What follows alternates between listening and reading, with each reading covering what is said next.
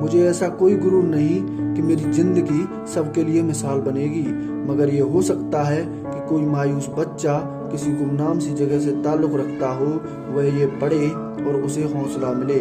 हो सकता है ये कुछ बच्चों को नाउम्मीदी से बाहर ले आए और जिसे वो मजबूरी समझते हैं वो उन्हें मजबूरी ना लगे। ये कुछ लाइनें लिखी थी भारत रत्न डॉक्टर APJ अब्दुल कलाम साहब ने।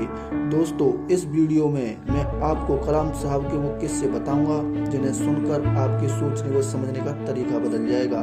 So let's start the video. दोस्तों, बात है 10 अगस्त 1979 की। 19 साल की मेहनत, 23 मीटर लंबा SLV-3 रॉकेट 17 टन का वजन लेकर 7:58 पर आसमान में उड़ा। ये सिर्फ एक रॉकेट नहीं था, ये सपना था उन तमाम वैज्ञानिकों का जो इस प्रोजेक्ट में शामिल थे, और इस प्रोजेक्ट के डायरेक्टर थे कलाम साहब। साथियों, वो रॉकेट एक स्टेज तो पार कर गया, मगर दूसरी स्टेज में जाने के बाद रॉकेट ने काम करना बंद कर दिया और 317 सेकंड्स के बाद कलाम साहब और कई लोगों का सपना कचरा बनकर श्रीहरिकोटा से 560 किलोमीटर दूर समुद्र में जा गिरा। दोस्तों, क्या गुजरी होगी कलाम साहब पे जब उनकी 19 साल की मेहनत कुछ ही सेकंड्स में कचरा बनकर समुद्र में बिखर गई। लेकिन दोस्तों, कलाम साहब हार मानने वाले नहीं थे। वो कहते हैं कि पहाड़ की चोटी पर उतरने से पहाड़ पर चढ़ने का तजुर्बा नहीं मिलता। कलाम साहब इसी तरह एक एक कदम आगे बढ़ते रहे और दोस्तों, इसी तरह एक साल बाद 18 जुलाई 1980 सुबह 8:03 पर हिंदुस्तान का पहला सैटेलाइट रोहिणी अंतरिक्ष की ओर निकल पड़ा। कुछ ही सेकंड्स के बाद रोहिणी अंतरिक्ष में था।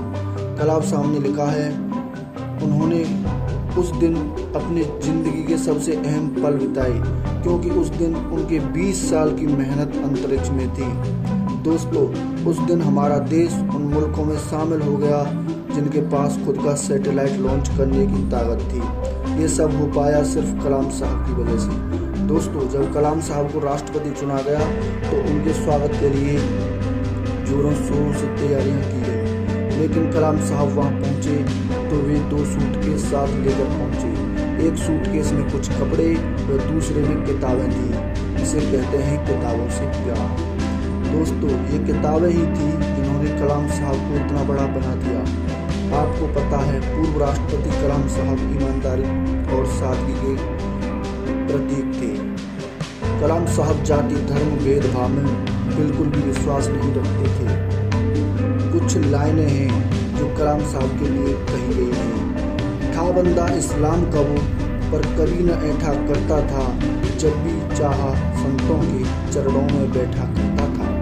दोस्तों, कलाम साहब ने कहा है, कोई शख्स कितना भी छोटा क्यों न हो, उसे हौसला नहीं छोड़ना चाहिए।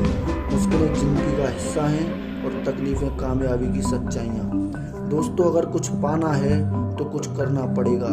इसीलिए सूरज की तरह चमकना चाहोगे तो सूरज की तरह जलना भी सीखो।